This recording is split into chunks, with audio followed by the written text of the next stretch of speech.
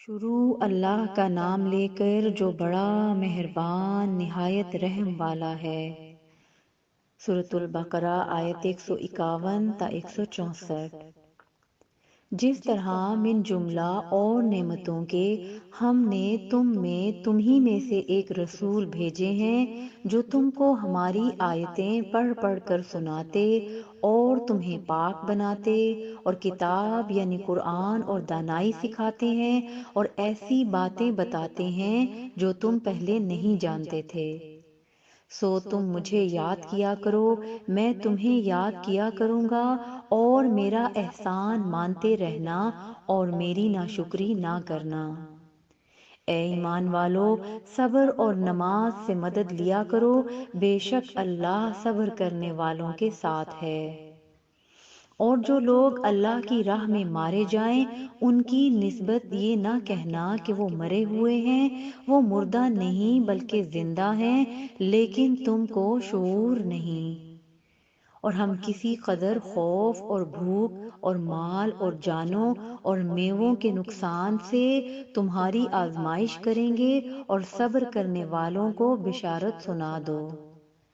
کہ ان لوگوں پر جب کوئی مصیبت واقع ہوتی ہے تو کہتے ہیں کہ ہم اللہ ہی کا مال ہیں اور اسی کی طرف لوٹ کر جانے والے ہیں۔ یہی لوگ ہیں جن پر ان کے پروردگار کی عنایتیں ہیں اور خصوصی رحمت بھی ہے، اور یہی سیدھے رستے پر ہیں۔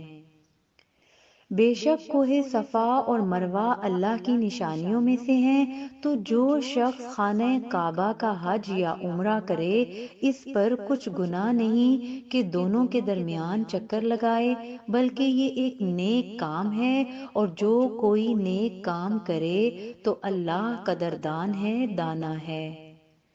جو لوگ ہمارے حکموں اور ہدایتوں کو جو ہم نے نازل کی ہیں کسی غرض فاسد سے چھپاتے ہیں، باوجود یہ کہ ہم نے ان کو لوگوں کے سمجھانے کے لیے اپنی کتاب میں کھول کھول کر بیان کر دیا ہے، ایسوں پر اللہ اور تمام لعنت کرنے والے لعنت کرتے ہیں۔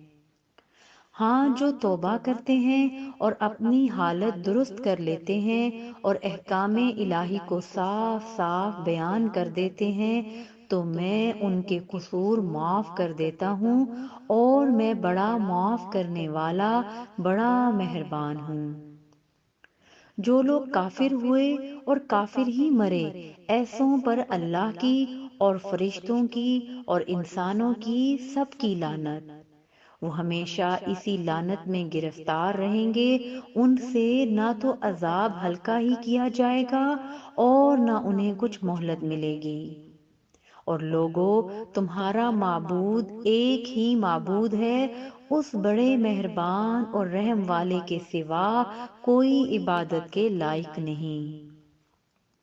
بے شک آسمانوں اور زمین کے پیدا کرنے میں اور رات اور دن کے ایک دوسرے کے پیچھے آنے جانے میں اور کشتیوں اور جہازوں میں جو سمندر میں لوگوں کے فائدے کے لیے رواں ہیں، اور میں جس کو اللہ آسمان سے برساتا اور اس سے زمین کو اس کے مردہ ہو جانے کے بعد زندہ یعنی خشک ہو جانے کے بعد سرسبز کر دیتا ہے، اور زمین پر ہر قسم کے جانور پھیلانے میں اور ہواؤں کے چلانے میں اور بادلوں میں جو آسمان اور زمین کے درمیان گھرے رہتے ہیں، عقل مندوں کے لیے اللہ کی قدرت کی نشانیاں ہیں۔